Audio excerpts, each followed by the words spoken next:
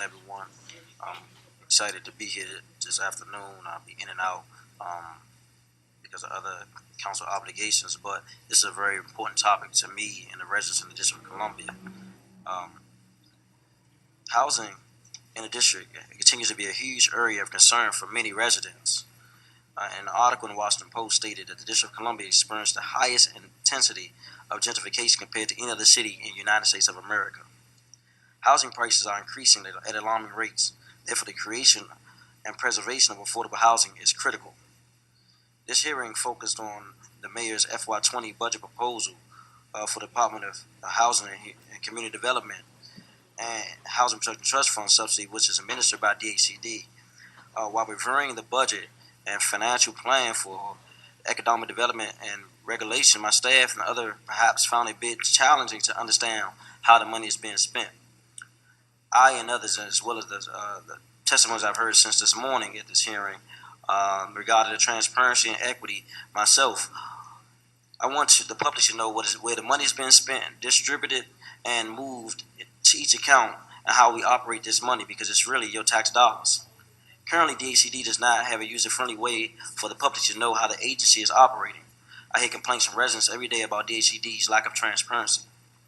In fact, in the last 2-3 months, I've got several proposals from developers explaining their need to get money for DHCD.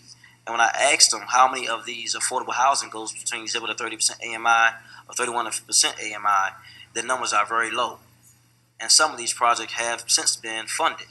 So I'm concerned about how we're spending over $500 million in the last couple of years to preserve affordable housing.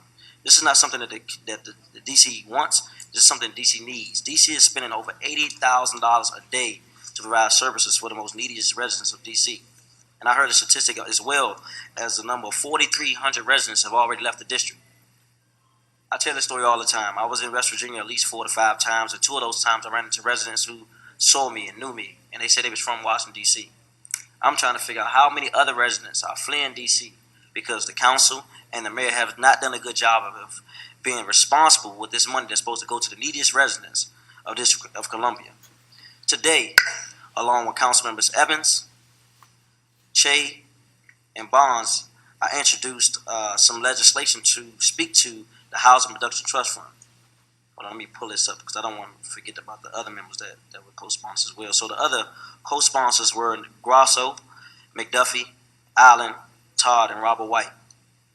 Since we spent a lot of money in the wrong way, it is our responsibility to ensure that the money is spent in the right way.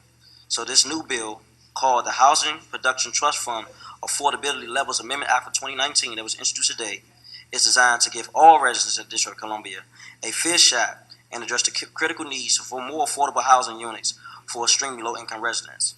We're spending the money, we're just not spending it in the right place. And out of all the years, if you stated earlier, we spent the money right once.